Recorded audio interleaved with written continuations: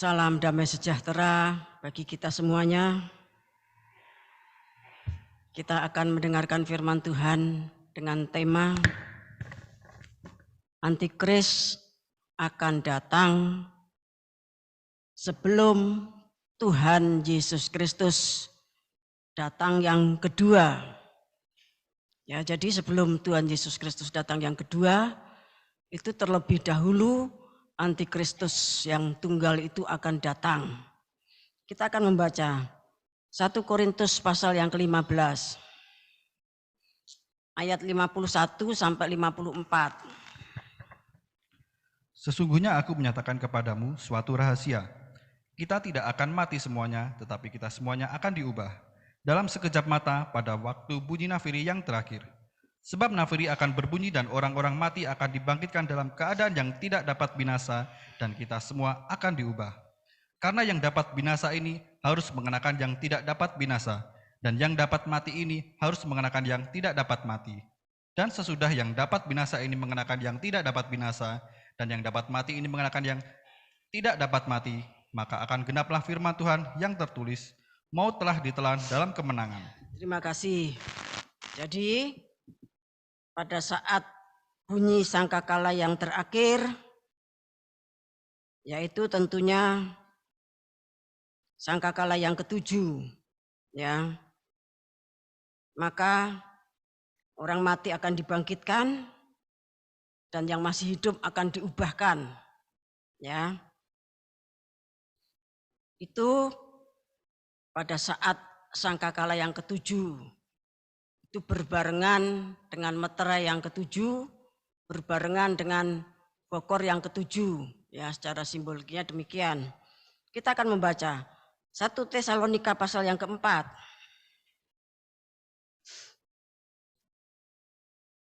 Kita baca ayat 15 sampai 17. Ini kami katakan kepadamu dengan firman Tuhan, kita yang hidup, yang masih tinggal sampai kedatangan Tuhan, sekali-kali tidak akan mendahului mereka yang telah meninggal.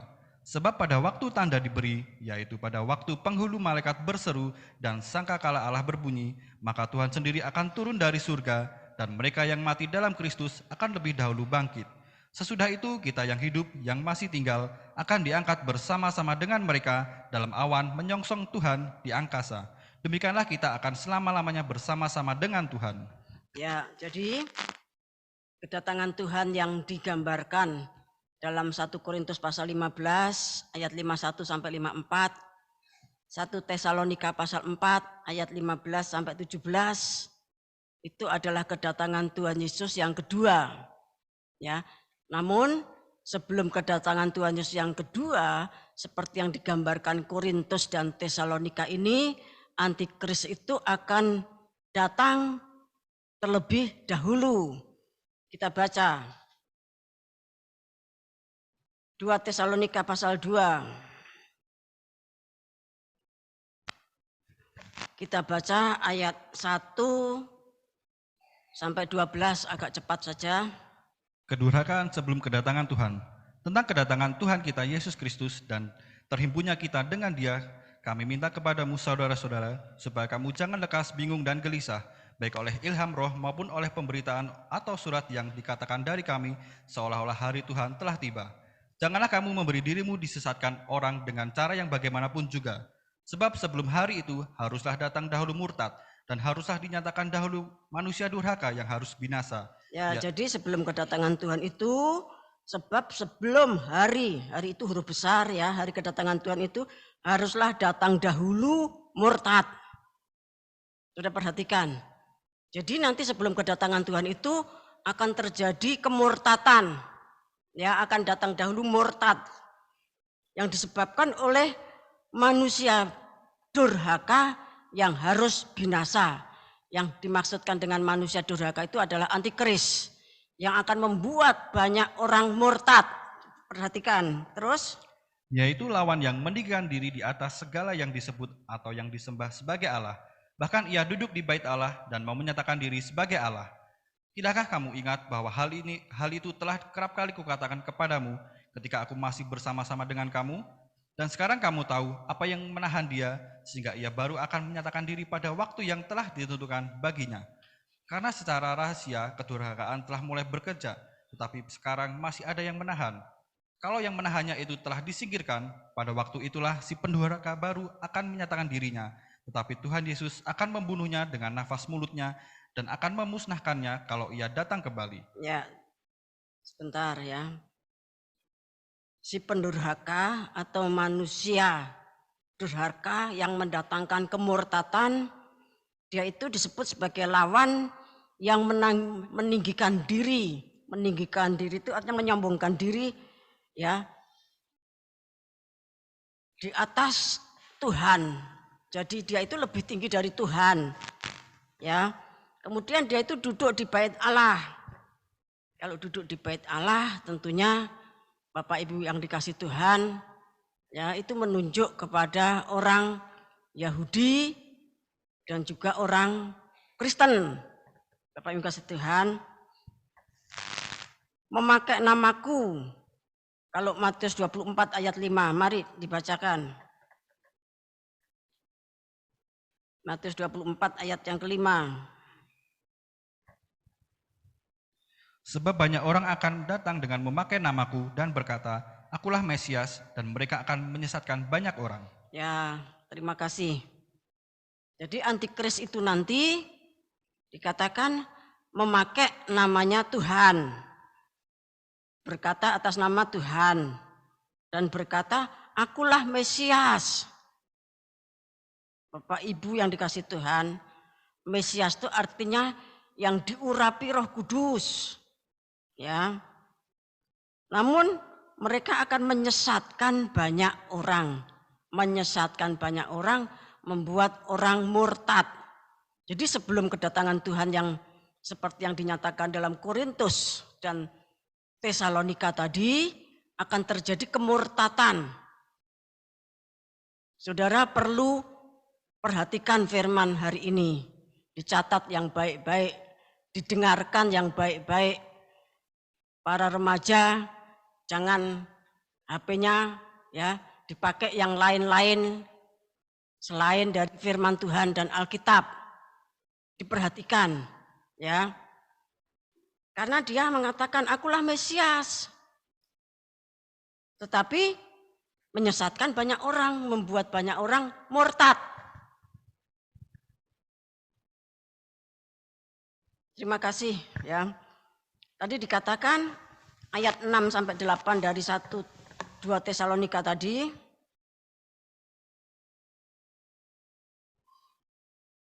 Sekalipun dia itu datang sebelum kedatangan Tuhan yang kedua, namun begitu dia itu harus ditahan, harus diinjak.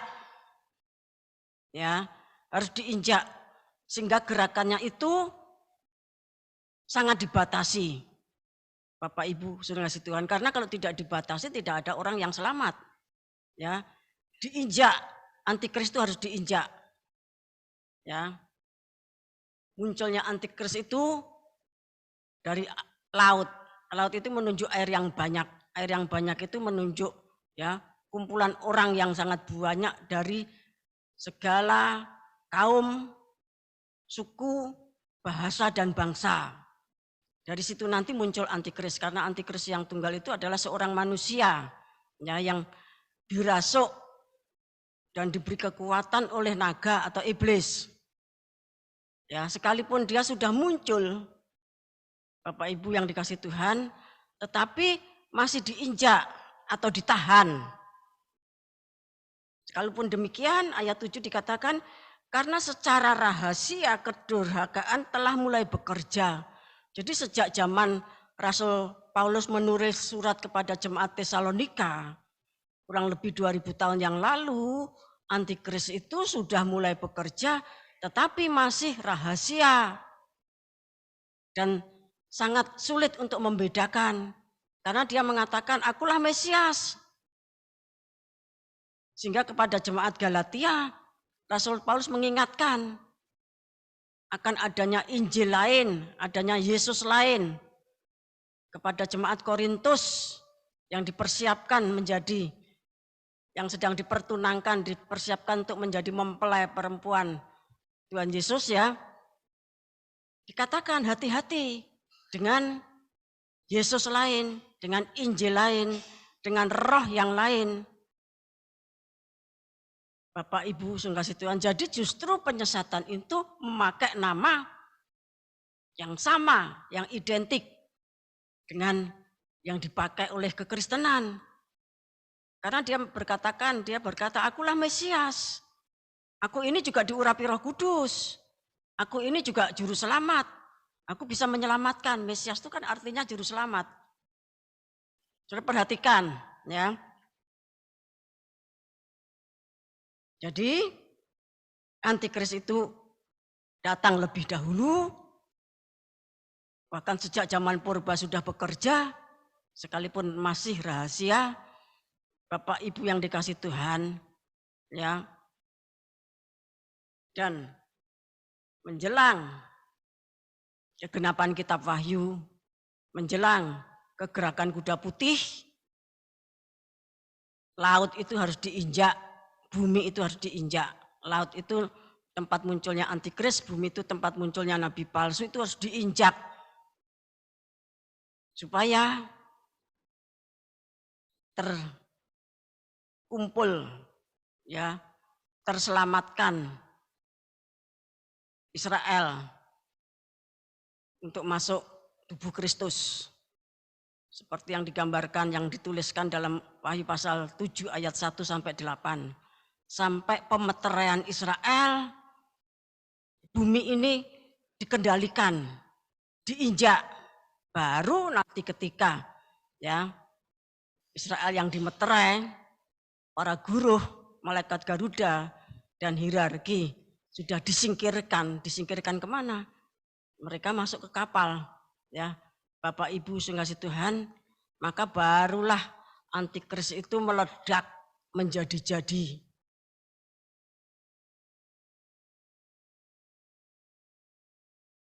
Antikris, nabi palsu, dan sundal Babel, Wahyu pasal 17, sundal Babel itu gereja palsu, itu merupakan suatu konspirasi besar. Konspirasi itu artinya komplotan atau persekongkolan. Jadi antara antikris, nabi palsu, dan gereja palsu itu merupakan suatu konspirasi yang sangat besar, ya.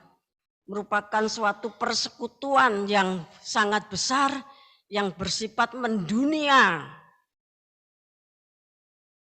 Bisa dikatakan antikris, nabi palsu, dan sundal Babel itu suatu kegerakan besar,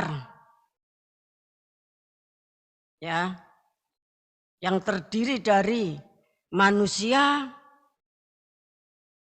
tentunya manusia durhaka, ya, dan segala makhluk yang di atas, segala makhluk yang di bawah atau di bumi, dan segala makhluk yang di bawah bumi.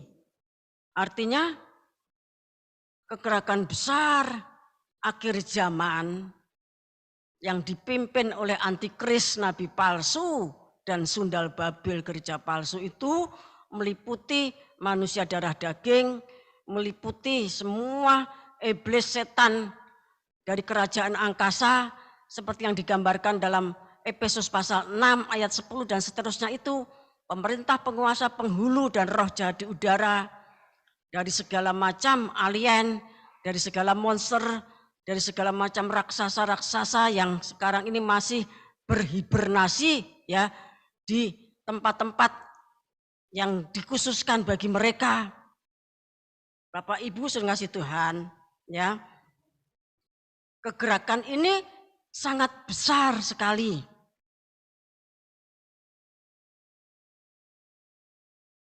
Kita baca Wahyu 13 ayat 1 sampai 3.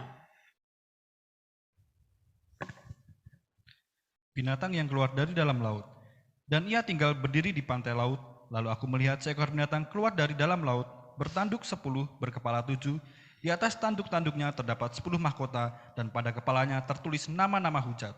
Binatang yang kulihat itu serupa dengan macan tutul, dan kakinya seperti kaki beruang, dan mulutnya seperti mulut singa. Dan naga itu memberikan kepadanya kekuatannya, dan tahtanya, dan kekuasaannya yang besar. Maka tampaklah kepadaku satu dari kepala-kepalanya seperti kena luka yang membahayakan hidupnya, tetapi luka yang membahayakan hidupnya itu sembuh. Seluruh dunia heran lalu mengikut binatang itu. Nah, seluruh dunia heran lalu mengikut binatang antikris itu. Jadi pengikutnya itu banyak. Dan saudara perhatikan, kekuatan dari binatang antikris itu ya 10 tanduk. Tanduk itu kan bicara soal kekuatan. Sementara karakternya itu adalah karakternya kerajaan Babel, kerajaan Medi Parsi, kerajaan Greka atau Yunani, dan kerajaan Romawi yang digambarkan dalam bentuk-bentuk binatang yang 4 macam tadi. Jadi karakternya itu karakter vagan. Kerajaan Babel, Medi Parsi, kemudian Greka atau Yunani sampai Romawi ya, itu kan para pagan penyembah berhala. Jadi karakternya itu karakter vagan, karakter ya penyembah berhala. Kekuatannya 10 tanduk, nanti kita akan melihat. Dan itu diikuti oleh seluruh dunia, karena seluruh dunia heran. Saudara perhatikan ya. Kemudian kita baca juga Wahyu 13 ayat 11 sampai 14, ini tentang nabi palsu. Binatang yang keluar dari dalam bumi. Dan aku melihat seekor binatang lain keluar dari dalam bumi dan bertanduk dua, sama seperti anak domba, dan ia berbicara seperti seekor naga. Dan seluruh kuasa binatang yang pertama itu dijalankannya di depan matanya. Ia menyebabkan seluruh bumi dan semua penghuninya menyembah binatang pertama yang luka parahnya telah sembuh. Nah, di sini dikatakan ia menyebabkan, jadi nabi palsu itu menjadi penyebab seluruh bumi dan semua penghuninya itu menyembah binatang antikris. Terus. Dan ia mengadakan tanda-tanda yang dahsyat, bahkan ia menurunkan api dari langit ke bumi di depan mata semua orang. Ia menyesatkan mereka yang diam di bumi dengan tanda-tanda yang telah diberikan kepadanya untuk dilakukannya di depan mata binatang itu. Dan ia menyuruh mereka yang diam di bumi supaya mereka mendirikan patung untuk menghormati binatang yang luka oleh pedang, namun yang tetap hidup itu. Nah, jadi binatang yang seperti domba ya, tapi suaranya nagat itu, dia itu justru menjadi provokator ya, menjadi penganjur untuk terjadinya penyembahan binatang antikris, dan itu berlaku untuk seluruh bumi. Ya. Kemudian kita baca Wahyu pasal 17. Kita baca ayat 1. Penghakiman atas Babel. Lalu datanglah seorang dari ketujuh malaikat yang membawa ketujuh cawan itu dan berkata kepadaku, "Mari ke sini, aku akan menunjukkan kepadamu putusan atas pelacur besar yang duduk di tempat yang banyak airnya." Ya, pelacur besar atau gereja palsu ini duduk di tempat yang banyak airnya. Ayat 15. Lalu ia berkata kepadaku, "Semua air yang telah kau lihat, di mana wanita pelacur itu duduk, adalah bangsa-bangsa dan rakyat banyak dan kaum dan bahasa." Nah, jadi gereja palsu ini duduknya ya pada air yang banyak, itu menunjuk kepada bangsa-bangsa, rakyat yang banyak, kaum dan bahasa. Jadi kegerakan besar akhir zaman sebagai tandingan dari kegerakan yang sudah kita kenal, itu adalah kegerakannya antikris, nabi palsu dan sundal Babel. Pengikutnya itu dari seluruh muka bumi. Bapak Ibu sungkasih Tuhan, pengikutnya itu dari seluruh muka bumi. Bahkan bukan cuma, nah orang Jawa katakan bukan cuma bongsone menungso, ya, tapi juga semua jenis pemerintah, penguasa, penghulu, roh-roh jahat di udara, yang di langit, yang di bumi, yang di bawah bumi, semua itu menjadi pengikut, penopang, penyokong dari kegerakan besar akhir zaman yang menjadi lawan kegerakan pembangunan tubuh Kristus. Kita baca Kisah Para Rasul maksud saya pasal yang ke-6. Kisah Para Rasul yang pasal 6 ayat 9 sampai 15. Tetapi tampillah beberapa orang dari jemaat Yahudi yang disebut jemaat Libertini. Anggota-anggota jemaat itu adalah orang-orang dari Kirene dan dari Alexandria, bersama dengan beberapa orang Yahudi dari Kilikia dan dari Asia. Orang-orang itu bersoal jawab dengan Stefanus. Nah, ada jemaat, ya. Kalau dikatakan jemaat, berarti mereka itu sudah menerima jalan Tuhan. Mereka itu disebut sebagai jemaat orang Libertini, yang anggotanya orang dari Kirene dan dari Alexandria. Alexandria itu Mesir, ya. Bersama dengan beberapa orang Yahudi dari Kilikia dan dari Asia, orang-orang itu bersoal jawab dengan Stefanus. Bersoal jawab itu artinya tanya jawab, ya. Diskusi, berdebat, terus. Tetapi mereka tidak sanggup melawan hikmatnya dan roh yang mendorong dia berbicara. Nah, namun orang-orang tadi, kelompok tadi, ketika bersoal jawab berdiskusi dengan Stefanus diurapi Roh Kudus. Mereka tidak bisa menjawab. Terus.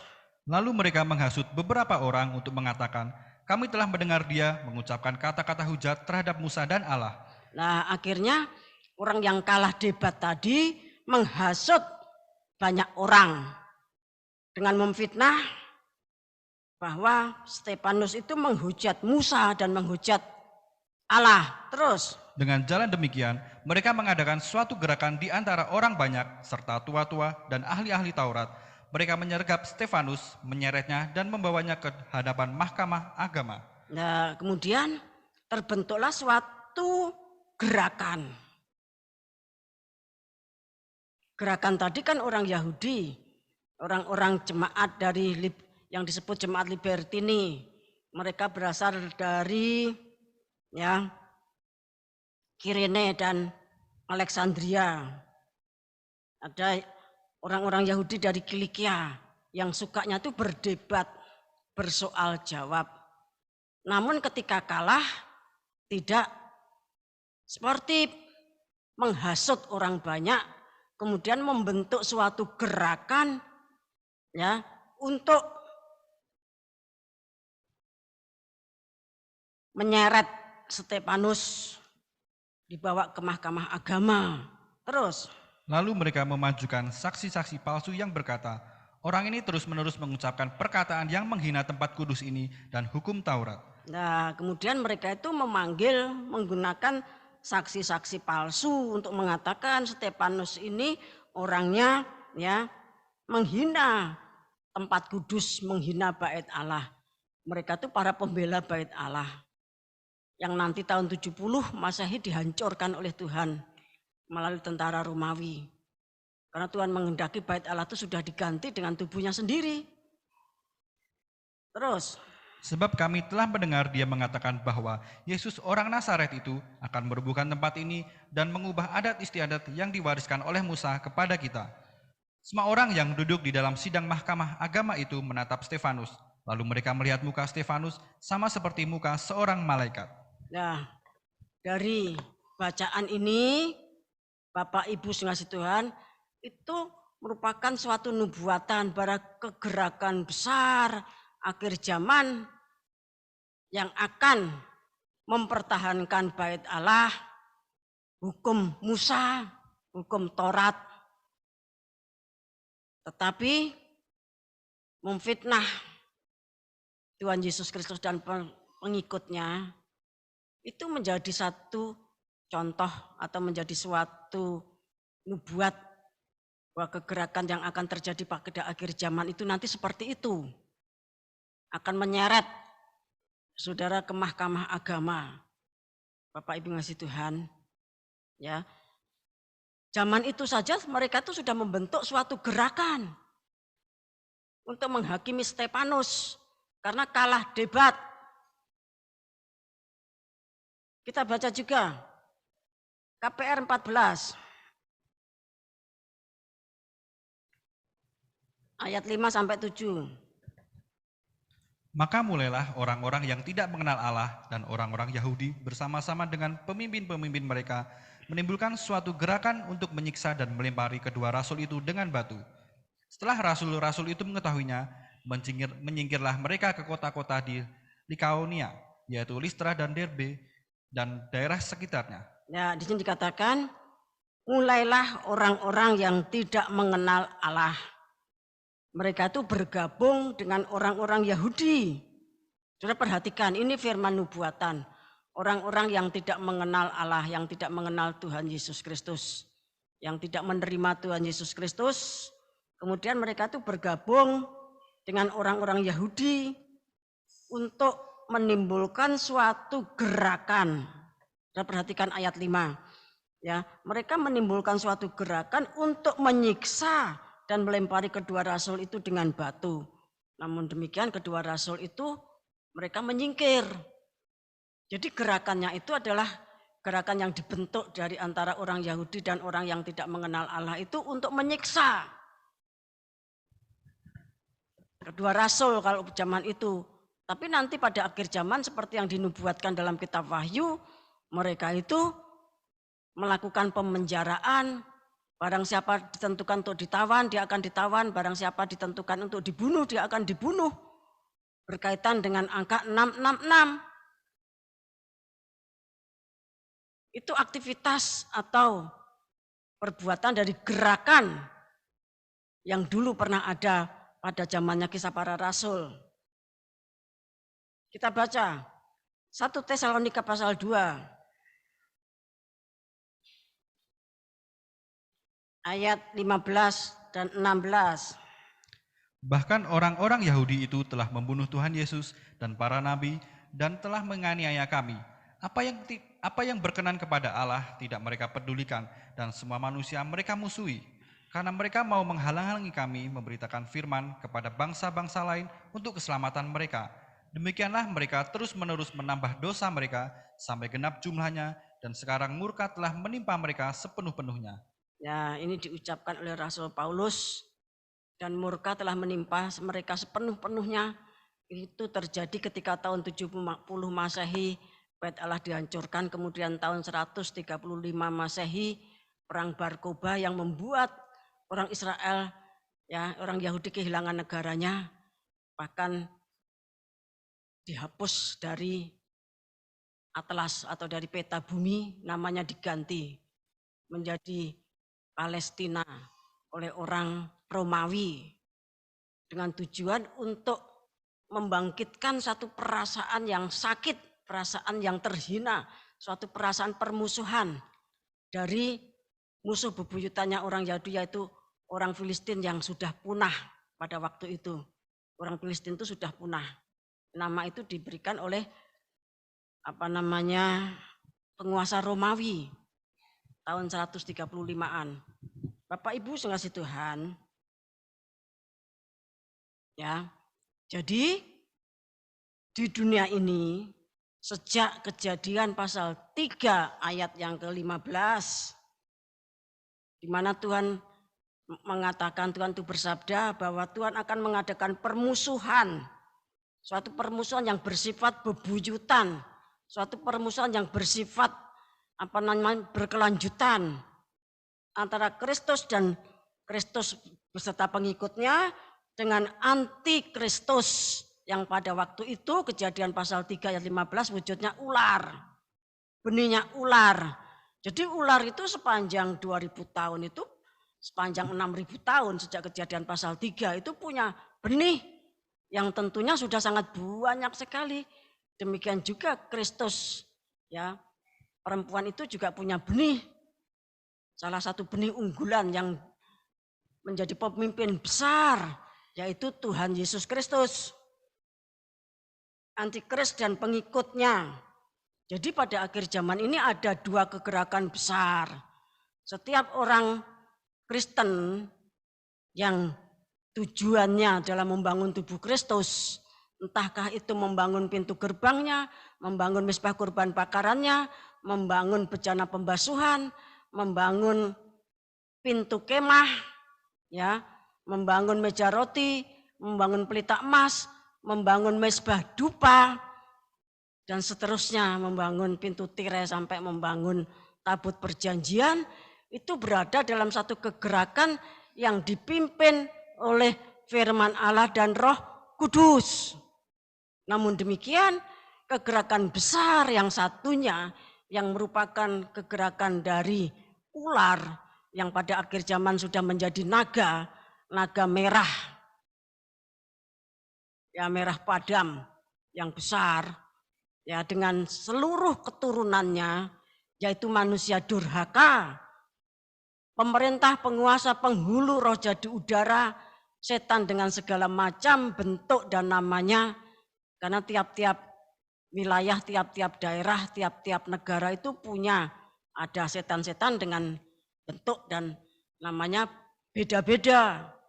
Itu juga mewujudkan suatu kegerakan untuk membangun satu dunia yang berbeda, suatu dunia yang tidak seperti yang dibangun oleh Tuhan. Tidak menata dunia kembali. Kalau dulu Tuhan menata bumi, menata dunia, Kejadian pasal 1, ya, Bapak yang kasih Tuhan, maka pada akhir zaman kegerakan besar dari antikris, nabi palsu dan sundal Babel beserta seluruh keturunan dan pengikutnya itu akan menata dunia. Jadi ada dua kegerakan besar, Bapak yang kasih Tuhan. Supaya saudara mengerti, jadi antikris itu bukan cuma sekedar seperti yang dikatakan kita memahami dari beberapa kata, kalimat, pasal, ayat. Tapi kalau itu dijabarkan, saudara renungkan, itu suatu kegerakan yang besar. Ya. Nah, ciri khas dari kegerakannya antikris itu apa? Ya, kita baca 1 Yohanes pasal 4 ayat 2. Demikianlah kita mengenal roh Allah.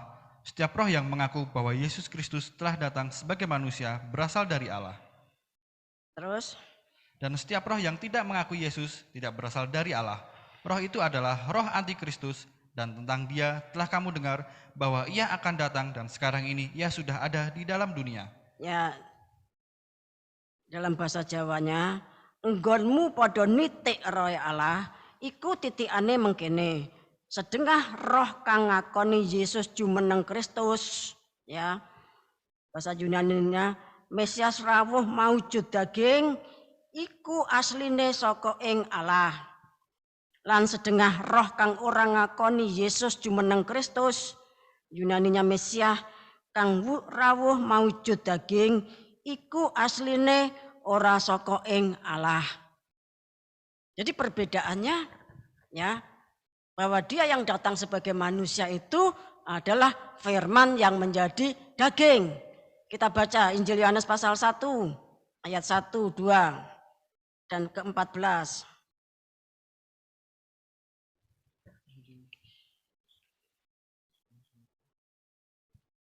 Firman yang telah menjadi manusia. Pada mulanya adalah firman, firman itu bersama-sama dengan Allah dan firman itu adalah Allah. Ia pada mulanya bersama-sama dengan Allah.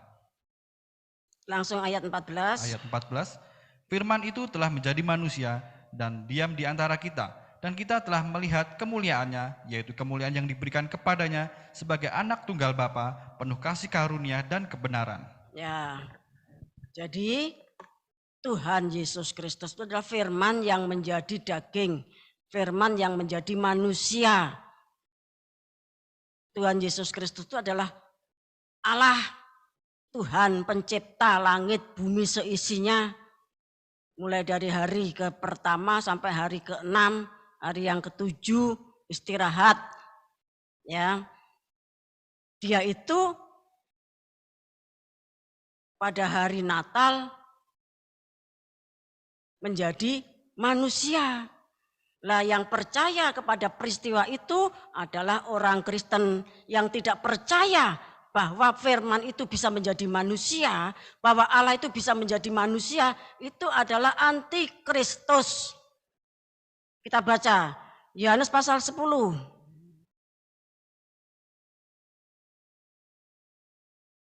Ayat yang ke-30. Aku dan Bapa adalah satu. 30 sampai 33. Sekali lagi orang-orang Yahudi mengambil batu untuk melempari Yesus. Kata Yesus kepada mereka, banyak pekerjaan baik yang berasal dari Bapakku yang kuperlihatkan kepadamu. Pekerjaan manakah diantaranya yang menyebabkan kamu mau melempari aku? Jawab orang-orang Yahudi itu, bukan karena suatu pekerjaan baik maka kami mau melempari engkau, melainkan karena engkau menghujat Allah dan karena engkau sekalipun hanya seorang manusia saja menyamakan dirimu dengan Allah. Ya, jadi orang-orang Yahudi, terutama ahli Taurat, orang Farisi, imam-imam, imam kepala dan imam besar itu tidak percaya bahwa manusia yang saat itu namanya Yesus, ya, itu adalah Allah. Dia tidak bisa menerima. Kamu hanya manusia, kamu mengatakan dirimu Allah. Itulah benih bibit antikris yang justru muncul dari antara orang Yahudi. Sehingga kalau kita membaca dari KPR tadi, gerakan ya yang menyiksa Tuhan Yesus, membunuh Tuhan Yesus dan menyiksa pengikutnya itu adalah terdiri dari orang-orang yang tidak mengenal Allah dan orang-orang Yahudi. Bahkan ada orang-orang Kristen juga. Jemaat yang disebut Jemaat Libertini yang berasal dari Kirene dan dari Alexandria tadi. Bapak Ibu kasih Tuhan. Inilah kegerakan yang nanti pada akhir zaman itu ya akan menjadi tandingan dari kegerakan pembangunan tubuh Kristus. Kegerakan ini nyata dan kegerakan ini besar. Kegerakan ini bukan kegerakannya demit yang tidak ketok. Itu adalah kegerakannya manusia-manusia durhaka, manusia-manusia yang murtad, manusia-manusia yang jatuh. Ditambah juga ya segala macam setan, iblis dari unsur penguasa angkasa, penguasa yang muncul dari air, bumi, bahkan di bawah bumi. Bapak Ibu yang dikasih Tuhan, kita tuh menghadapi suatu kegerakan yang dahsyat. Kita berada di dalam kegerakan pembangunan tubuh Kristus. Dan itu saling menginjak, saling meremukkan. Kaki dari benih perempuan itu nanti akan meremukkan kepala ular. Tapi ular itu tidak diam, dia tuh akan nyatek. Nyatek itu nyokot, memagut kaki ya dari keturunannya perempuan. Mari dibaca saja Kejadian 3 ayat 15. Aku akan mengadakan permusuhan antara engkau dan perempuan ini, antara keturunanmu dan keturunannya. Keturunannya akan meremukkan kepalamu dan engkau akan meremukkan tumitnya. Akan meremukkan tumitmu. Ya, tumit itu bagian yang paling bawah. Itu bagian yang terakhir dari kelahiran. Kelahiran yang normal, ya kan? Kelahiran yang normal itu kan yang keluar kepala dulu, baru nanti tumit atau kaki. Jadi manusia-manusia akhir zaman atau kekristenan sing buncit yang paling belakang. Kalau ranking gitu, ranking yang terbelakang. Bapak yang kasih Tuhan, seperti yang digambarkan oleh Wahyu pasal 12 ayat 17. Benih perempuan yang tertinggal itu menjadi mangsa dari antikris dan nabi palsu. Mereka itu orang yang berpegang kepada hukum-hukum Allah. Artinya Kristennya Kristen Taurat. Ya. Dan memegang kesaksian Yesus, Kristennya Kristen halaman. Namun demikian, Bapak Ibu sudah kasih Tuhan, mereka tuh tidak cukup demikian. Mereka tuh juga mau menyeret orang-orang pilihan. Saudara perlu hati-hati. Bapak yang kasih Tuhan. Jadi kegerakan besar akhir zaman ini satu sama lain tuh saling merebut anggota. Kalau kegerakannya Kristus itu merebut orang-orang yang akan binasa, direbut untuk masuk ke dalam keselamatan di dalam nama Tuhan Yesus Kristus. Sementara kegerakan besar yang satunya itu akan merebut orang-orang yang sudah diselamatkan untuk terseret kepada kegerakannya. Seperti ketika orang Israel itu keluar dari Mesir, maka barisan yang paling belakang, ya, itu barisan orang-orang yang ketakutan, orang-orang yang khawatir, ya, dengan kegerakan yang dipimpin Musa. Sehingga banyak dari antara mereka tuh yang stres, yang takut, mereka tuh berlarian di padang pasir ke sana kemari, dan banyak di antaranya yang mereka tuh kebabit sama pasukan Fir'aun yang mengejar. Bapak Ibu yang dikasih Tuhan, bila saudara paham dan bisa mengambil makna, manfaat dari apa yang saya sampaikan ini, ya. Oleh sebab itu, Tuhan Yesus itu mengatakan supaya kita itu berjaga-jaga, tidak cukup berjaga-jaga tetapi berjaga-jagalah dan waspadalah. Kita baca Matius 10 ayat 16 mulai. Penganiayaan yang akan datang dan pengakuan akan Yesus. Lihat, aku mengutus kamu seperti domba ke tengah-tengah serigala. Sebab itu hendaklah kamu cerdik seperti ular dan tulus seperti merpati.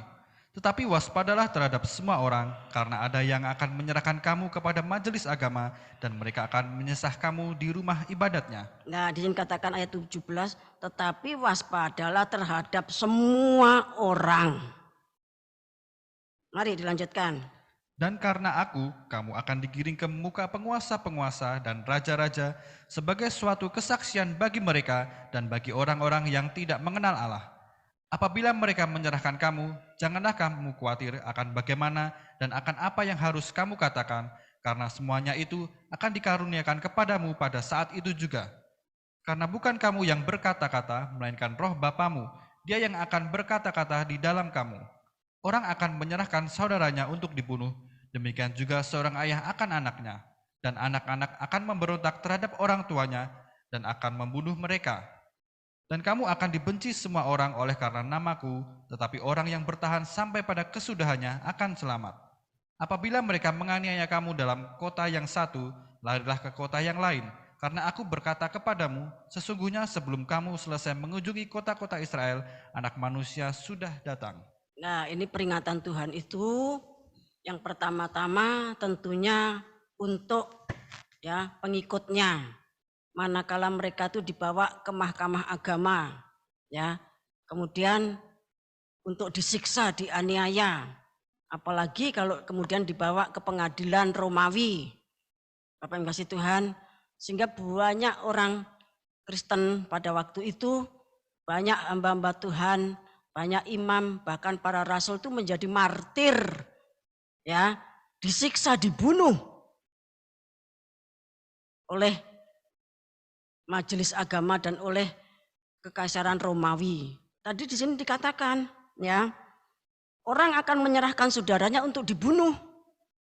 Mereka tuh justru untuk mencari, mengambil hati, ya, imam besar dan penguasa Romawi. Mereka melaporkan saudaranya. Ini orang yang murtad. Bahkan seorang ayah, ya, untuk mendapatkan hati, menjilat penguasa Romawi dan bait Allah atau majelis agama dengan melaporkan anaknya. Itu terjadi pada waktu itu, ya, supaya dianggap teman, dianggap bolodewe sama orang-orang Parisi Saduki, orang-orang bait Allah dan orang-orang dari kekaisaran Romawi. Dia melaporkan saudaranya untuk dibunuh. Nah, yang melaporkan itu tidak dibunuh, dia hidup, tetapi dia itu murtad. Apa yang kasih Tuhan? Orang-orang durhaka. Nah, demikian juga nanti pada akhir zaman itu akan terjadi seperti itu. Bapak yang kasih Tuhan. Kita baca Matius 16. ayat 5 sampai 12. Tentang ragi orang Farisi dan Saduki. Pada waktu murid-murid Yesus menyeberang danau, mereka lupa membawa roti. Yesus berkata kepada mereka, "Berjaga-jagalah dan waspadalah terhadap ragi orang Farisi dan Saduki." Berjaga-jagalah dan waspadalah terhadap ragi orang Farisi dan Saduki. Terus, Maka mereka berpikir-pikir dan seorang berkata kepada yang lain, "Ini dikatakannya karena kita tidak membawa roti." Dan ketika Yesus mengetahui apa yang mereka perbincangkan, ia berkata, "Mengapa kamu memperbincangkan soal tidak ada roti? Hai orang-orang yang kurang percaya, belum juga kamu mengerti? Tidak kamu ingat lagi akan 5 roti untuk 5.000 orang itu dan berapa bakul roti kamu kumpulkan kemudian?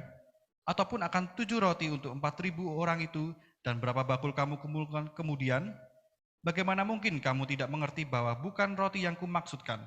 Aku berkata kepadamu, waspadalah terhadap ragi orang Farisi dan Saduki." Ketika itu barulah mereka mengerti bahwa bukan maksudnya supaya mereka waspada terhadap ragi roti, melainkan terhadap ajaran orang Farisi dan Saduki. nah jadi Tuhan Yesus itu berkata, berjaga-jagalah dan waspadalah terhadap ragi orang Farisi dan orang Saduki. Waktu itu murid-murid itu ora dong. Wah, iki ngomongene Gusti, iki mesti olahe awake dhewe ra nggawa roti. Lah, engko nek keluwen piye? Nah, kemudian Tuhan katakan, apa kamu ndak ingat tentang perbanyakan roti untuk 5.000 orang dan 4.000 orang? Bukan itu maksudnya. Yang dimaksudkan itu adalah pengajaran, ya, ajaran orang Farisi dan orang Saduki. Ajarannya orang Farisi itu adalah ajaran yang selalu, ya, kembali kepada Taurat, padahal sudah masuk zaman keselamatan di dalam nama Tuhan Yesus Kristus. Sehingga mereka itu sampai akhir zaman menjadikan orang Kristen pun Kristen Taurat yang nanti akan menjadi mangsa dari antikris. Wahyu 12 ayat 17, benih yang tertinggal adalah mereka yang berpegang kepada hukum-hukum Allah, the Ten Commandment, dan berpegang kepada kesaksian Yesus, percaya kepada Tuhan Yesus Kristen halaman. Kalau orang Saduki itu orang yang tidak percaya kebangkitan, orang yang tidak percaya malaikat, hampir seperti orang ateis. Dan orang Farisi, orang Saduki itu suka bersoal jawab. Bahasa lainnya suka menyoal, golek masalah, menyoal Tuhan Yesus. Dengan tujuan mencari peluang kesalahan Tuhan Yesus. Kalau Tuhan Yesus ternyata salah, nanti akan dibawa ke mahkamah agama untuk diadili dengan pengadilan dibunuh. Itu ajaran orang Farisi dan orang Saduki. Kemudian kita baca Matius 24 ayat 24. Sebab Mesias palsu dan nabi-nabi palsu akan muncul dan mereka akan mengadakan tanda-tanda yang dahsyat dan musisat-musisat sehingga sekiranya mungkin mereka menyesatkan orang-orang pilihan juga. Nah, jadi bukan cuma Kristen halaman, bukan cuma Kristen Taurat atau Kristen halaman, tetapi gerakan besar akhir zaman dari antikris nabi palsu dan Sundal Babel atau gereja palsu, gerakan yang mendunia, yang terdiri juga dari roh-roh yang sesat. Bapak Ibu sungguh Tuhan, maka sekiranya mungkin mereka itu menyesatkan orang pilihan juga. Orang pilihan yang seharusnya, Bapak Ibu kasih Tuhan ya, dibawa oleh malaikat untuk masuk kapal.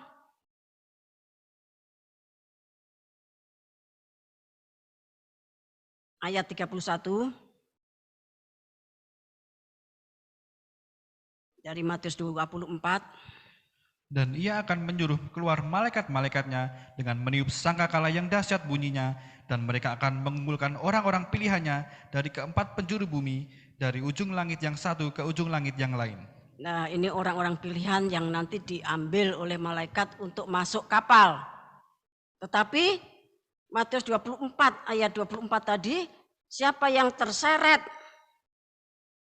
oleh gerakannya antikris, maka tentunya tidak masuk kapal, tidak diambil, tidak dipulung. Ya, tidak dipulung, Bapak Ibu kasih Tuhan. Karena sekiranya mungkin mereka menyesatkan orang-orang pilihan juga, saudara, sebagai orang pilihan yang kita mengikrarkan diri hierarki tubuh Kristus, budak rodi dari pembangunan tubuh Kristus, tokoh antifasilitas garis keras. Kalau kita tidak waspada, kalau tidak hati-hati, maka akan kebabit juga. Saudara perhatikan. Kemudian kita akan melihat ya penyebab orang pilihan masuk masa antikris. Kita baca Matius pasal yang ke-11.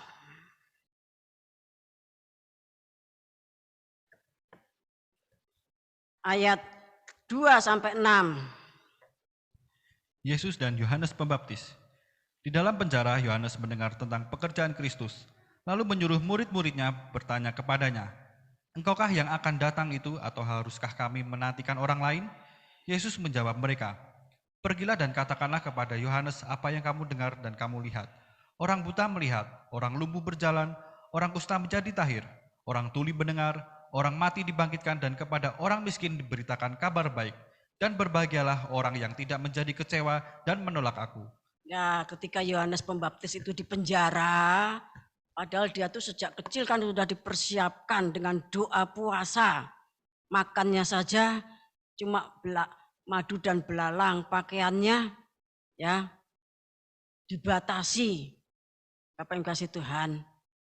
Sengsara terus memberitakan jalan Tuhan, menyiapkan kedatangan Tuhan, berteriak-teriak di padang gurun, kemudian melakukan pembaptisan. Oleh-olehannya malah di penjara. Bapak yang kasih Tuhan. Lah di penjara ini si Yohanes Pembaptis itu sumpek. Kemudian dia itu berbantah-bantah. Ya. Menanyakan, "Iki kudu nunggu apa kowe iki Mesias apa kudu nunggu wong liya meneh?" Padahal kepadanya telah diberitahukan, nanti kalau kamu membaptis orang, kemudian ada burung merpati ya dari langit yang terbuka dan mengatakan, "Inilah anakku." Rasul, maksud saya Yohanes Pembaptis itu melihat. Tapi pemenjaraan itu menjadikan dia itu ragu-ragu sehingga bertanya, "Apakah aku harus menunggu yang lain lagi? Urung rampung po sengsorone. Kurang po sengsorone." Marah Yohanes Pembaptis itu di penjara. Kemudian ngirim utusan datang kepada Tuhan. Dijawab sama Tuhan. Orang buta melihat, orang lumpuh berjalan, orang kusta menjadi tahir, orang tuli mendengar, orang mati dibangkitkan, dan kepada orang miskin diberitakan kabar baik. Kemudian katakan kepada Yohanes Pembaptis, "Dan berbahagialah orang yang tidak menjadi kecewa dan menolak aku." Berarti Yohanes Pembaptis itu ketika mengalami 9 penderitaan salib itu, dia itu menjadi kecewa, kemudian menolak Tuhan. Tolong ayat yang ke-6 dibacakan di dalam bahasa Inggrisnya.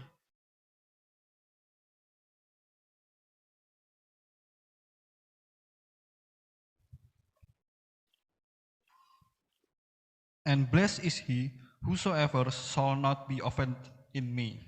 Ya, whosoever shall not be offended in me. Offended itu kecewa, diterjemahkan dalam bahasa Inggrisnya offended. Itu dari asal katanya off, ya. Jadi Yohanes Pembaptis itu tidak lagi on sama Tuhan Yesus, tetapi off. Ya, saudara tahu off on, ya. Offended. Kalau sudah lihat kamus, Bahasa Indonesianya kecewa. Bahasa Inggrisnya offended. Artinya menyerang. Ya. Kalau di Alkitab kita kan dia cuma mengatakan, ya. Engkaukah yang akan datang itu? Atau haruskah kami menantikan yang lain? Tapi dia tuh ngamuk-ngamuk, marah-marah, muring-muring di penjara. Menyerang, mengucapkan kata-kata yang menyerang. Tetapi Injil Yohanes pasal 21 ayat 25 mengatakan kalau semua yang dilakukan manusia terhadap Tuhan dan apa yang diperbuat oleh Tuhan itu ditulis, nanti bumi ini kebuak bukunya Tuhan. Bapak Ibu kasih Tuhan.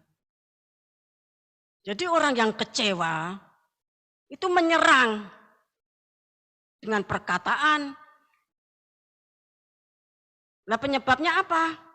Ya, penyebabnya pemenjaraan atau kesesakan, penindasan, penganiayaan, kelaparan, ketelanjangan, bahaya pedang, dalam bahaya maut sepanjang hari, dan menjadi domba-domba sembelihan itu tidak menjadikan orang Kristen atau hierarki itu menjadi semakin menyatu dengan Tuhan. Tidak, tetapi malah offended, kecewa. Bapak Ibu sungguh Tuhan, menjadi kecewa.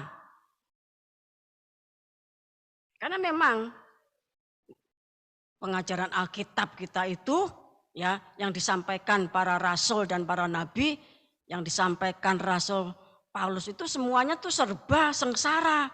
9 penderitaan salib. Pengajaran salib itu kekuatan dan hikmat Allah, tetapi untuk orang dunia itu kebodohan. Tetapi ada Injil lain, Yesus lain yang mengajarkan kemakmuran. Seperti yang ditawarkan Matius pasal 4 ayat 1 dan seterusnya, Lukas pasal 4 ayat 1 dan seterusnya. Sedangkan Tuhan Yesus saja mengatakan bahwa kerajaan surga itu datang tanpa tanda-tanda lahiriah. Tidak ada tanda-tanda materi ketika dia melayani di bumi sebagai manusia. Dia bukan melayani dalam kemewahan, tetapi dalam kesengsaraan. Sampai muridnya saja kelaparan, kemudian mengisar gandum. Karena Tuhan mengatakan, seperti yang dipahami Rasul Paulus, bahwa kewarganegaraan kita itu bukan di bumi ini, tetapi di dalam kerajaan surga. Secara fisik ya kita WNI, tetapi jiwa roh kita dan tubuh kebangkitan atau tubuh keubahan kita itu adalah warga negara kerajaan surga. Kita sedang menantikan kedatangan juru selamat kita.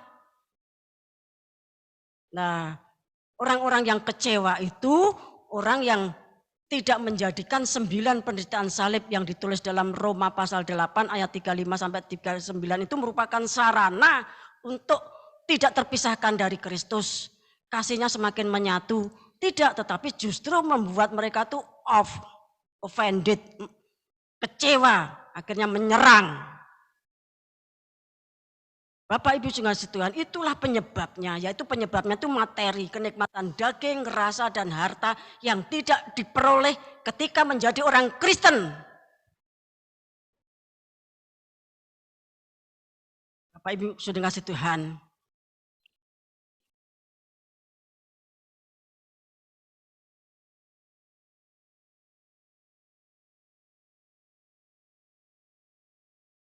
Kita baca Matius pasal yang ke-14 ayat 10. Disuruhnya memenggal kepala Yohanes di penjara, dan kepala Yohanes itu pun dibawa orang di sebuah talam, lalu diberikan kepada gadis itu, dan ia membawanya kepada ibunya. Kemudian datanglah murid-murid Yohanes Pembaptis, mengambil mayatnya dan menguburkannya, lalu pergilah mereka memberitahukannya kepada Yesus. Ya, disuruhnya memenggal kepala Yohanes di penjara. Jadi Yohanes Pembaptis itu matinya dipenggal kepalanya. Kalau saudara pengen ngerti persis ceritanya, dibaca mulai ayat yang di atasnya, ya, dipenggal. Kemudian kepalanya itu ditaruh di dalam talam atau nampan. Ya, kemudian murid-muridnya mengambil untuk dikuburkan. Kita baca Wahyu 20 ayat 4. Lalu aku melihat tahta-tahta dan orang-orang yang duduk di atasnya, kepada mereka diserahkan kuasa untuk menghakimi. Aku juga melihat jiwa-jiwa mereka yang telah dipenggal kepalanya karena kesaksian tentang Yesus dan karena firman Allah, yang tidak menyembah binatang itu dan patungnya, dan yang tidak juga menerima tandanya pada dahi dan tangan mereka, dan mereka hidup kembali dan memerintah sebagai raja bersama-sama dengan Kristus untuk masa 1000 tahun. Jadi orang yang masuk masa antikris, ya, kemudian tidak mau menyembah patung antikris, tidak mau menerima tandanya, dia itu nanti pada puncaknya dipenggal kepalanya. Namun selamat, memerintah dalam kerajaan 1000 tahun damai. Bapak Ibu sungguh Tuhan. Nah, oleh sebab itu, apa yang terjadi atas Yohanes Pembaptis itu merupakan satu nubuatan, ya, untuk orang yang masuk masa antikris. Orang yang gampang kecewa dan kecewa terus setiap hari, nanti akhirnya akan off dari kegerakan. Offended, kecewa kalau sudah menyerang. Matius 11 ayat 6 tadi mengatakan demikian. Bapak Ibu sungguh Tuhan, saudara perhatikan pengajaran ini, pengajaran puncak. Menjelang antikris muncul sebelum kedatangan Tuhan. Jangan sampai saudara yang sudah berjuang melalui MP3, hidup selalu menyatu dengan salib dan 9 penderitaan salib seperti yang terjadi atas Yohanes Pembaptis. Namun kemudian ketika ujian-ujian 9 penderitaan salib itu terjadi, bukannya semakin menyatu dengan mempelainya. Kalau orang itu memang cinta sama suaminya, apapun kondisi suaminya, tidak akan terlepas. Tapi kalau sengsara sedikit kemudian off dari mencintai suaminya, itu sundal babel. Ya. Mempelai Tuhan itu diuji lewat 9 penderitaan salib. Kalau dalam kesengsaraan itu semakin cinta Yesus, semakin cinta Yesus, semakin cinta Yesus, semakin cinta Yesus, semakin cinta Yesus, dan terus mencintai Tuhan semakin dalam, semakin jero dan jero, Bapak kasih Tuhan, itulah mempelai. Tetapi kalau kesengsaraan tadi membuat kita kecewa dan kemudian offended, kecewa kemudian menyerang, ya, kalau tidak secepatnya bertobat hari ini juga, harapan besar masuk masa antikris. Dipenggal kepalanya. Jadi ujian kasih itu adalah materi. Kalau orang mencintai karena materi, ya itu namanya cewek materi. Tetapi ketika tidak ada materi, yang ada kesengsaraan dan kesengsaraan, tetap cinta, itu namanya cinta sejati.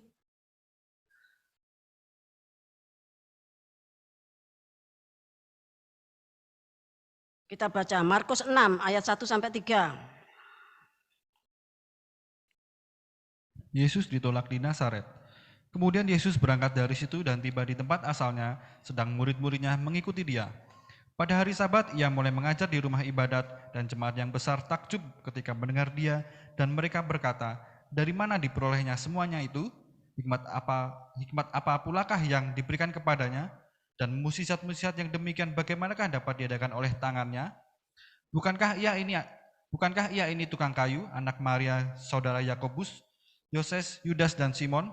Dan bukankah saudara-saudaranya yang perempuan ada bersama kita? Lalu mereka kecewa dan menolak dia. Nah, demikian juga orang-orang Nazaret itu ketika mendengar khotbahnya Tuhan, mereka tuh bersemangat. Dari mana dia dapat hikmat seperti itu? Namun ketika orang-orang Nazaret melihat kemanusiaannya Yesus, yang dia itu seorang tukang kayu, kemudian kenal sama ibunya, kenal sama saudara-saudaranya yang perempuan maupun yang laki-laki, mereka tuh kecewa. Bapak Ibu kasih Tuhan. Keluaran 14 ayat 31 mengatakan, Orang Israel yang ikut ke gerakan itu haruslah percaya kepada Tuhan dan kepada Musa hambanya. Lah demikian juga orang Kristen, ya apalagi hierarki yang akan mengikuti kegerakan besar akhir zaman, Bapak Ibu yang kasih Tuhan, maka dia haruslah percaya kepada Tuhan Yesus Kristus dan percaya kepada hambanya yang akan turun dalam Wahyu pasal 10 ayat 1 sampai 3. Kalau orang tidak percaya, ya tentunya bukan kegerakan pembangunan tubuh Kristus. Dia mau ikut kegerakan yang mana enggak tahu. Karena peristiwa Wahyu pasal 10 itu sepanjang zaman sejak dunia dijadikan sampai nanti kiamat itu hanya terjadi satu kali. Memasuki masa akhir zaman yang begitu berat, kegerakan kuda putih yang akan terjadi di tengah-tengah kegerakan, di tengah-tengah kuda merah, kuda hitam dan kuda kelabu, di tengah-tengah peperangan, kelaparan dan bencana-bencana besar oleh pedang, oleh sampar dan binatang buas. Itu hanya bisa ditolong oleh Tuhan Yesus Kristus dan hambanya malaikat Sang Surya.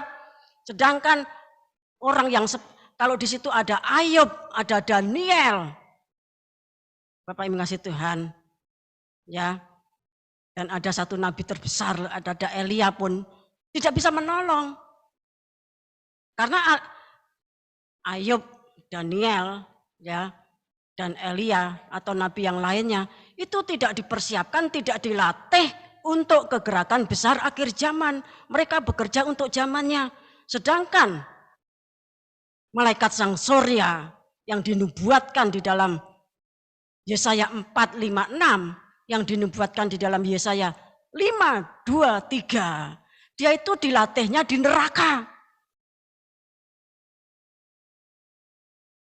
Dilatihnya itu di neraka, di tempat 7 wilayah dari penguasa kerajaan gelap. Dilatih di neraka. Dilatih berperang melawan Lucifer berta seluruh andahannya bagaikan ayam jago yang dilatih oleh Bopo Mikael dan Bopo Jibril sampai berdarah-darah. Dilatihnya di neraka. Karena apa?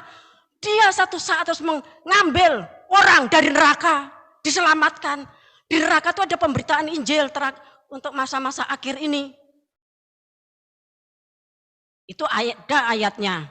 Ya, di dalam suratan Petrus, Bapak yang kasih Tuhan, bahwa Injil itu diberitakan di neraka.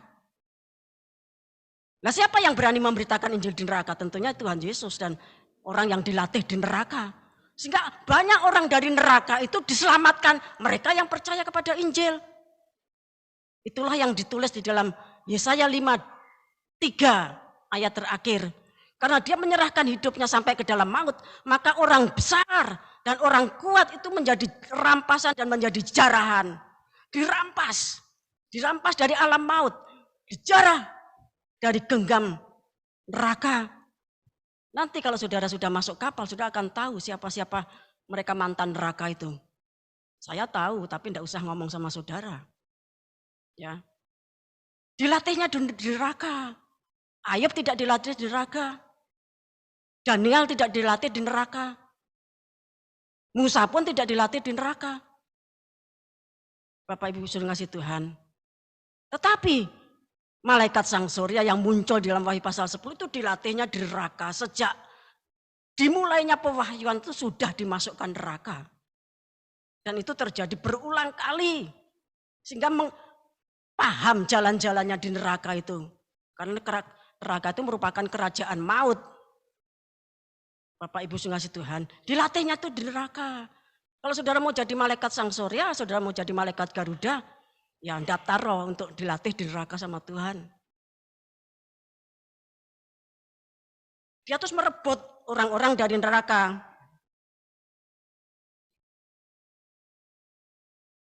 Sebentar.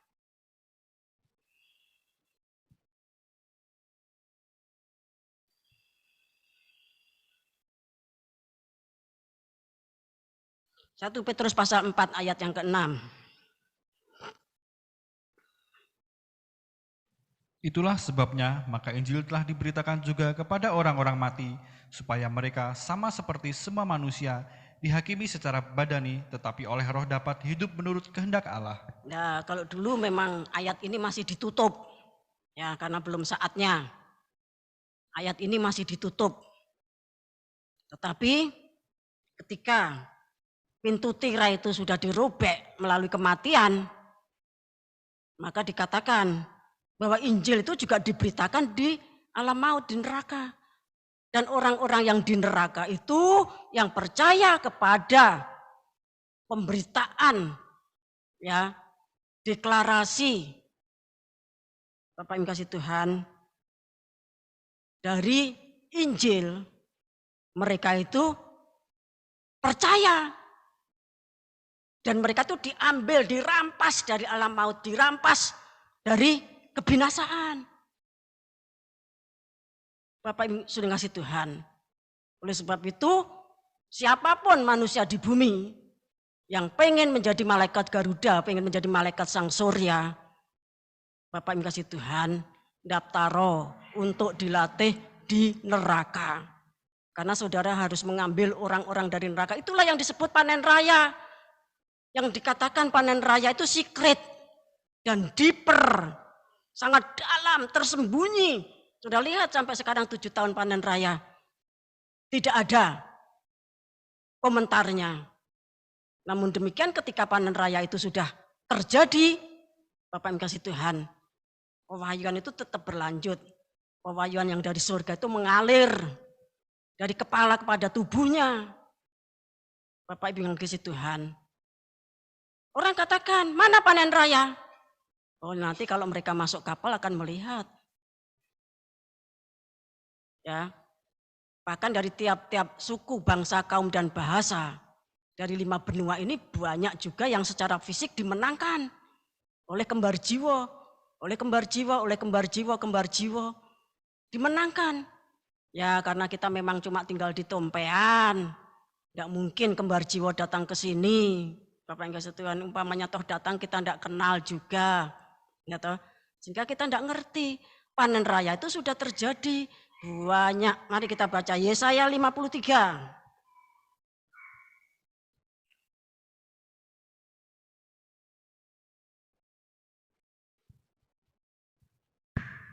Ayat yang ke 11 sampai 12. Sesudah kesusahan jiwanya ia akan melihat terang dan menjadi puas. Dan hambaku itu sebagai orang yang benar akan membenarkan banyak orang oleh hikmatnya, dan kejahatan mereka dia pikul.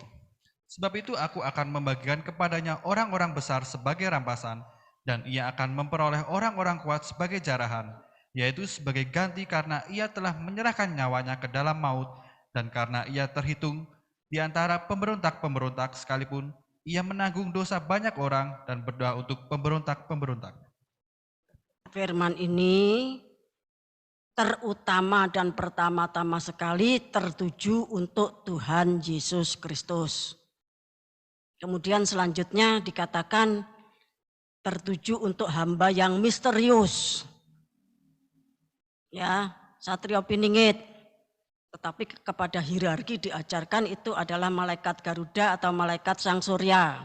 Ya, itu akan diberikan kepadanya orang-orang besar sebagai rampasan dan orang-orang kuat sebagai jarahan. Lah dia diberikan kekuatan, kekuasaan untuk mendapatkan orang besar dan orang kuat karena apa? Yaitu sebagai ganti karena ia telah menyerahkan nyawanya ke dalam maut dan terhitung di antara orang-orang pemberontak. Kematian malaikat Sang Surya itu bukan kematian yang wajar, itu kematian menurut perjanjian. Sebagai orang yang memberitakan kitab Wahyu, ya, yang berharap akan hidup sampai Tuhan datang, ya seharusnya dia hidup kalau dia itu adalah jemaat biasa atau anggota hierarki biasa. Tapi kematiannya itu adalah kematian untuk menggenapi firman Tuhan. Ya, kematian melalui suatu perjanjian. Diberitahu kamu nanti akan begini. Untuk memberitakan Injil di dalam kerajaan maut untuk merebut orang-orang besar dan orang-orang kuat sebagai rampasan dan sebagai jarahan. Itulah panen raya. Bapak Ibu sungguh Tuhan, kalau saudara mendengarkan, dicermati dulu. Kalau sudah tidak mudeng, bertanya kepada penggembalaan. Jangan sampai nanti ditanya orang lain, kamu bingung.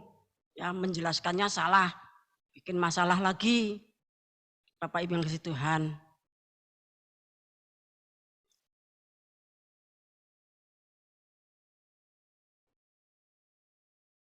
Kita baca Yohanes 16 ayat 1 sampai 3. Bertekun. Semuanya ini kukatakan kepadamu supaya kamu jangan kecewa dan menolak aku. Ya, menjelang Tuhan Yesus menderita, mati, ya, disalibkan, Tuhan Yesus menasihatkan supaya kamu tuh bertekun. Bertekun itu artinya setia sampai akhir. Diperintahkan untuk bertekun. Semuanya ini kukatakan kepadamu supaya kamu jangan kecewa dan menolak aku. Karena Tuhan Yesus tuh tahu kalau orang itu menjadi kecewa, menolak Tuhan, dan akhirnya off dari kegerakan pembangunan tubuh Kristus yang esa, pastilah dia akan menyerang. Offended. Terus ayat yang kedua. Kamu akan dikucilkan, bahkan akan datang saatnya bahwa setiap orang yang membunuh kamu akan menyangka bahwa ia berbuat bakti bagi Allah. Nah, kan Tuhan mengatakan, nanti akan datang saatnya. Kamu akan dikucilkan. Bahkan kamu akan dibunuh. Orang yang membunuh kamu itu nanti akan menyangka bahwa dia itu sedang berbakti kepada Allah. Terus, mereka akan berbuat demikian karena mereka tidak mengenal baik Bapa maupun aku. Terus, ayat 4. Tetapi semuanya ini kukatakan kepadamu supaya apabila datang saatnya kamu ingat bahwa aku telah mengatakannya kepadamu. Nah, Tuhan Yesus itu mengingatkan murid-muridnya tentang masa aniaya yang akan terjadi pada gereja perdana yang mengakibatkan orang banyak mati syahid. Demikian juga nubuat untuk masa inkuisisi yang berlangsung selama 1260 tahun. Dan tentunya suatu nubuatan untuk masa antikris. Orang yang membunuh kamu itu merasa dia itu sedang berbakti kepada Tuhan. Karena kita ini orang kafir.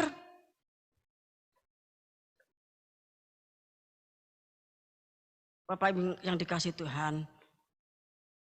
Namun demikian, kalau saudara adalah orang yang tidak pernah kecewa, ya, mengiring Tuhan, dan tidak pernah menolak Tuhan, artinya sudah tetap bertekun di dalam hierarki, maka saudara tidak masuk masa antikris. Saudara masuk mengikuti kegerakan besar akhir zaman yang dipimpin Tuhan Yesus dan malaikat Sang Surya untuk melakukan pemeteraian, kegerakan kuda putih, melakukan pemeteraian atas Israel. Wahyu 7 ayat 1 dan 8. Itu terjadinya nanti ketika meterai ke-6 dibuka. Meterai ke-6 dibuka itu ketika Nibiru sudah mulai nabrak orbit bumi sehingga langit bergoncang. Ya, bulan jadi darah. Bintang-bintang berjatuhan. Laut, ya, pulau-pulau mulai tenggelam dan gunung-gunung mulai pindah tempat. Itu meterai ke-6. Wah, pada saat itu harus terjadi pemeteraian Israel. Terjadi suatu ibadah raya besar untuk membuat Roh Kudus itu datang dan mengurapi, masuk ke dalam diri orang Israel sehingga orang Israel itu berbahasa roh, kepenuhan Roh Kudus seperti Kornelius. Ya, tumpang tangan, jumlahnya 144.000. Bapak yang kasih Tuhan, kemudian secepatnya masuk kapal. Dan meterai yang ke-7 itu dibuka di kapal. Sehingga doa semua orang kudus beserta dupa beserta api dari mezbah kurban bakaran itu dilemparkan dari kapal ke bumi. Bapak Ibu kasih Tuhan. Jadi sekarang ini dalam zaman yang semakin susah dan semakin susah. Bapak Ibu kasih Tuhan. Ya, saudara jangan sampai off. Saudara jangan sampai kecewa. Saudara jangan sampai menolak dia. Kalau doa kita sudah berdoa namun belum didengar oleh Tuhan, saudara jangan gampang-gampang kecewa. Karena Tuhan itu menghukum manusia itu kadang-kadang cepat, kadang-kadang lambat. Kita baca.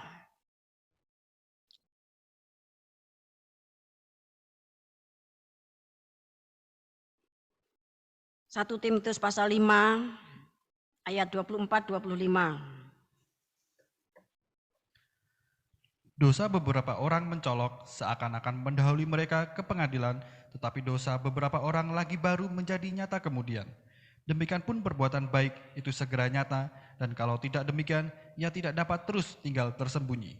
Orang-orang yang mentahbiskan diri sebagai imam Matrajani itu harus tahu, ini keputusan firman Tuhan. Ada orang tuh yang dosanya tuh langsung menyolok, ya. Begitu diketahui langsung dia tuh dibawa ke pengadilan.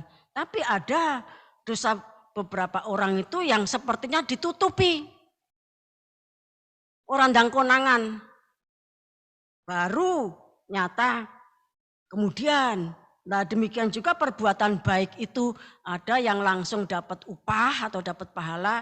Tapi ada yang lama tidak dapat upah. Nah kalau kita sudah berbuat baik banyak tetapi tidak segera diupahi sama Tuhan, tidak secepatnya mendapatkan pahala, ya kita harus sabar. Karena sabar itu ciri dari buah Roh Kudus. Abraham itu dipilih Tuhan keluar dari Ur Kasdim. Kemudian dia berhenti di Haran. Kemudian Tuhan datang lagi supaya pergi ke Kanaan. Dengan nyeberangi sungai Efrat, ya sehingga Abraham itu disebut sebagai orang Ibri. Orang Ibri itu orang Ibrani itu orang yang pertama kali menyeberangi sungai Efrat. Itu tentunya sungainya itu sangat lebar dan panjang, terkenal. Sudah bisa cari di Google, ya lebarnya berapa. Nah sampai di Kanaan Tuhan berjanji diberikan tanah Kanaan, diberikan anak yang akan menjadi waris. Tapi apa? 25 tahun baru punya anak Ishak. Dijanji umur 75 tahun baru punya anak umur 100 tahun. Bapak yang kasih Tuhan, sabarnya panjang sekali. Dijanji tanah Kanaan, tapi sampai mati tanah Kanaan tidak di tangan. Maka Ibrani pasal 11 mengatakan, kalau Abraham itu kecewa sama Tuhan, dia bisa balik ke Ur Kasdim. Tapi dia percaya, karena Tuhan memberikan tanah air surgawi yang lebih mulia dari tanah Kanaan. Demikian juga yang Tuhan janjikan kepada orang Israel di dalam Galatia pasal 4 ayat 23. Supaya orang Israel itu tidak ribut soal Yerusalem yang ada di tanah Palestina, tetapi harus beralih kepada Yerusalem yang surgawi. Itu nanti menjadi inti berita kegerakan kuda putih. Bapak yang kasih Tuhan. Jadi kalau kita berdoa belum dijawab sama Tuhan, saudara tidak boleh kecewa, kemudian menyerang Tuhan, kemudian menolak Tuhan. Bapak yang kasih Tuhan. Kita ini apa? Hanya debu. Tuhan punya aturan. Umpamanya saudara ini orang yang sangat kaya raya, sehingga saudara punya baju gitu 3 lemari contohnya, ya. Sementara saudara ibadahnya cuma minggu atau FGA, ya toh. Kerjanya di rumah, sehingga kan pakaiannya pakaian rumah. Lah kelambine sing dienggo iki. Lah sing nyelepit ning lemari sing ketelu ki ora tau dienggo. Lah kalau itu kita gitu, aku kira tau dienggo wis 3 tahun, 10 tahun. Lah itu kan hakmu untuk pakai baju yang ini atau yang lainnya. Demikian juga benda-benda di dalam rumah tangga kita. Ada yang setiap hari itu dipakai, ada yang disimpan mulai tuku sampai anaknya menikah, urung metu saka kerdusnya. Belum unboxing, Bapak yang kasih Tuhan. Itu hak saudara. Nah demikian juga Tuhan. Mau dihukum cepat, mau dihukum lambat, Tuhan punya pertimbangan yang sempurna. Mau diberkati cepat, mau diberkati lambat, Tuhan punya. Semakin saudara itu dikasih Tuhan, semakin saudara diuji. Semakin saudara itu tidak ada cacat celahnya, semakin diuji kayak Ayub. Bapak yang kasih Tuhan. Nah sebab itu zaman semakin susah. Menyongsong tahun 2023 katanya ekonomi semakin gelap, ini itu dan sebagainya. Ya. Biarlah kita semuanya tidak menjadi orang yang gampang kecewa, sedelok kecewa, sedelok kecewa, sedelok kecewa. Ya. Itu nanti jatahnya dipenggal kepalanya masuk masa antikris. Karena kalau saudara terlepas dari kegerakan ini, ada kegerakan besar yang sedang merebut umat pilihan.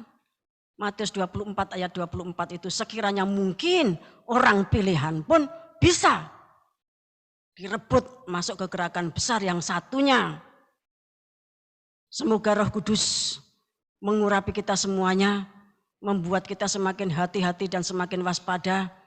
Jangan sampai saudara off dari kegerakan besar akhir zaman yang dipimpin oleh Tuhan Yesus Kristus dan malaikat Sang Surya.